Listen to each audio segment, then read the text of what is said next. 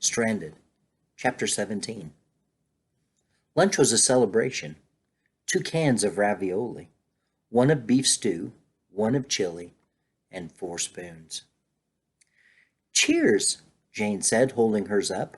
She'd never thought that she'd be so glad to eat cold ravioli. Cheers, everyone said all together, and they clinked cans right before they all dug in. It felt so good to be back together, like a real family. And now, between Carter's Falls and the rainwater that Vanessa and Buzz had collected, they could get as thirsty as they wanted. They had plenty to drink. While they ate, Carter and Jane told the whole story of what had happened to them. Then Vanessa and Buzz told about Buzz's sail rig for catching water and the solar panel that they had put up in place. Maybe it's all hooked up and maybe it isn't. I just don't know, Vanessa said. We need some sun to find out for sure. This weather's driving me crazy.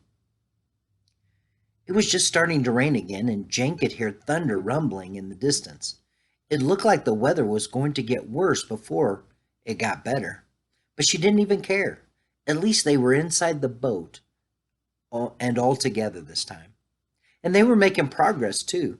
It was exciting to think that they might actually be able to use the satellite phone again. Maybe even in the next day or so. She couldn't wait to talk to Mom and Eric. When they were done eating, it was time to get back to work. Vanessa and Carter spent most of the afternoon going over every inch of cable that they could track, from the solar panel to the engine compartment and over to the new nav station, trying to make sure everything was good to go. Buzz worked on organizing all their provisions and bottling up the rainwater that he was collecting in the mainsail. And Jane did some investigating of her own.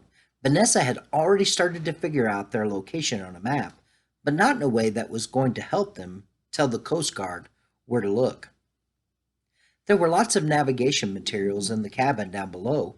Most of them had been scattered around in the crash, and then piled into one corner or another. Some of the sea charts were on the table, and others were rolled up in the nav station. There was also a huge stack of books on the floor by the rear cabin door. Jane started digging through them, and that's where she found Uncle Dexter's captain's log. It was a tan cloth-bound book with an image of a jumping swordfish on the cover. Whether Vanessa had been through this stack or not, Jane didn't know, but the log grabbed her attention right away. Inside, Dex had filled page after page with his small, sloppy handwriting. There were dozens of sketches and diagrams, too. He dated every entry, going back for 3 years. It was kind of like looking at Dex's homework. As Jane flipped through, she saw drawings of dolphins and whales, descriptions of places Dexter had been to, like Samoa and Fiji. Tons of notations about latitude, longitude, and other words that she didn't even recognize. At the back, on the very last written page, Jane found an entry marked for 10 a.m. on June 28th, the day of the big storm. Got a cold front coming in, faster and slipperier than I thought it was going to be. Heading into some tricky water to try and get around the storm. The kids seemed kind of nervous, but they're troopers.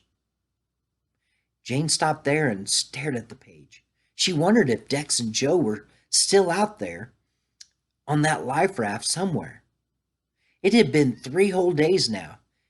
Did they have water or food? Could they fish? Had they been rescued? Oh, she had hoped so, for everyone's sake. If there was anyone who could tell the Coast Guard where to look for Nowhere Island, it would be them. She looked down at the journal again. She had seen Dex scribbling in it before, a little bit every day. And when he worked on navigation with Joe, usually they'd look at the charts in the morning, and then he'd write in his log while Joe steered the boat.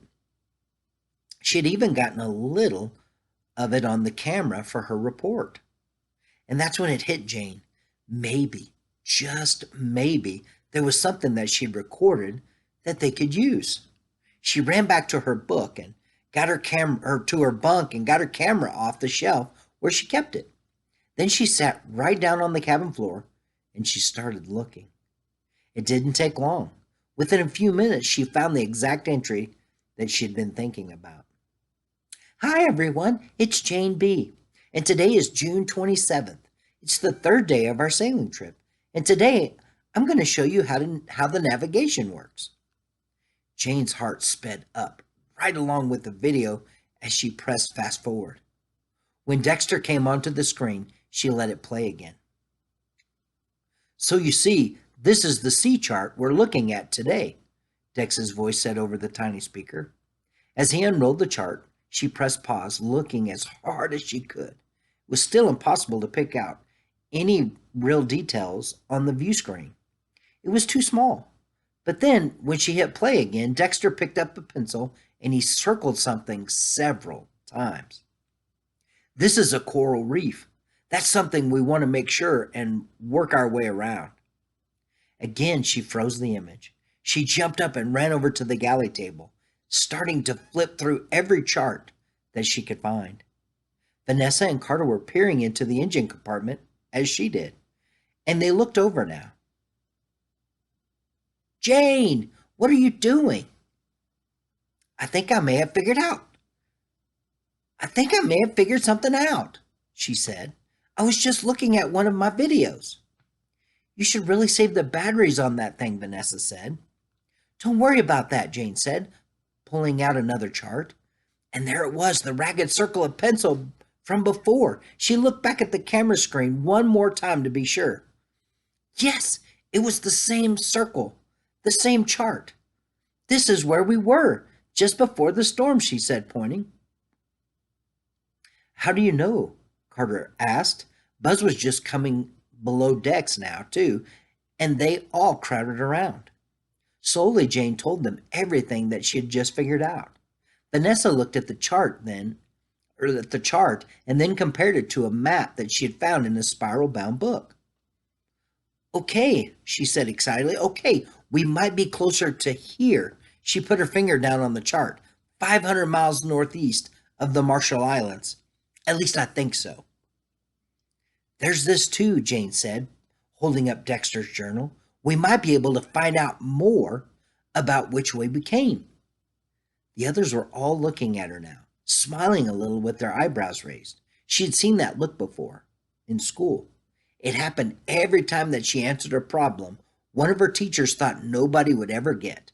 Nobody but Jane Benson, that is.